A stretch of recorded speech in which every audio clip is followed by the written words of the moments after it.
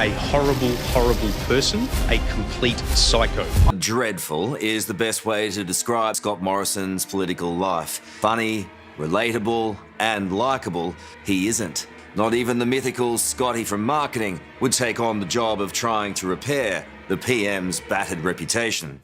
But everyone knows the chorus. Yeah, go. Take me to... I can't remember the words. Oh. Come on, Jen, get into it. It's curry night at Kirribilli House. I'm going to keep cooking. Yeah. I'm going to have to... And in the most powerful kitchen in the country, the heat is on. Anything I can do, PM? Anything I can do over here? No, mate, no, I think I'll be right. Jenny makes a mean margarita. She does. Oops. Watch out for the knives. Yep. Seen a few of those in your time? Only from behind. Yeah. The PM slowly cutting and chatting. There's an election to win by May. In his corner, though, he has a secret weapon. His 2-hour masala masterpiece. It's just 24/7. Relentless. All the time. Who can forget the last time the Morrisons took a family holiday? It was a disaster. Were you shocked? Yes. I was speaking directly to him. I really want to know that our girls are perfectly safe. Our girls are perfectly safe to be working in a building like that.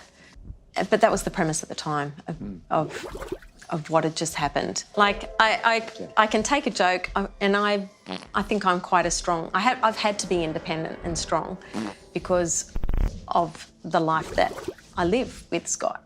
Okay. Jenny, I want you to completely relax here in the knowledge that every one of your answers is going to decide whether he gets re-elected or not. Yeah, no pressure. What are his worst traits?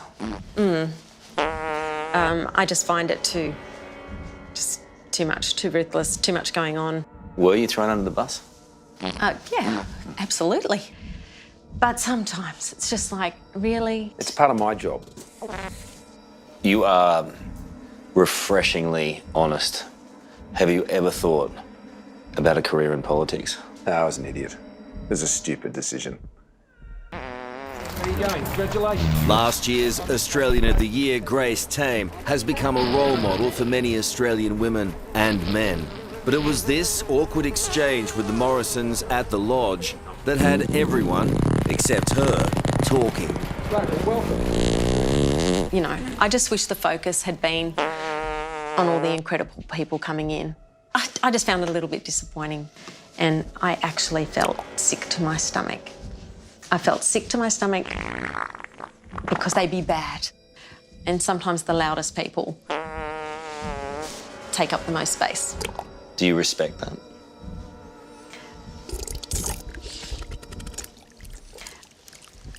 Was there a moment when you thought, we got to get our bags together and leave? Oh my God, yes. You know? Run!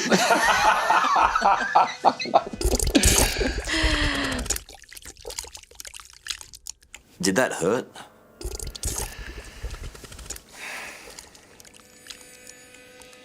You're a human being. I didn't believe it, for a start. But still, when these things are said, and they were very personal things, and yeah, it was a horrible thing to hear, as it would be for anyone. But does it really distract me? Do I really sometimes expect better? No. That's sad. I feel it and bleed like everybody else. Do you? Of course I do. How do you bleed? Well, I do it privately and I do it quietly. And I've worn out the carpet on the side of my bed here, particularly down in Canberra, where I spent most of the pandemic, on my knees. They won't forget what they saw. Does it sometimes take you a while to get this through your thick head, the emotions of it all? I think that's fair. Does the Prime Minister feel this? Does he feel our pain? Does he have empathy for us? Do you? No, I don't. The PM admits mistakes were made. So I'm ScoMo. So with the cameras in the room and the recorders out on the tables, what really happened at the Engadine McDonald's in 1997? But I did it, sure.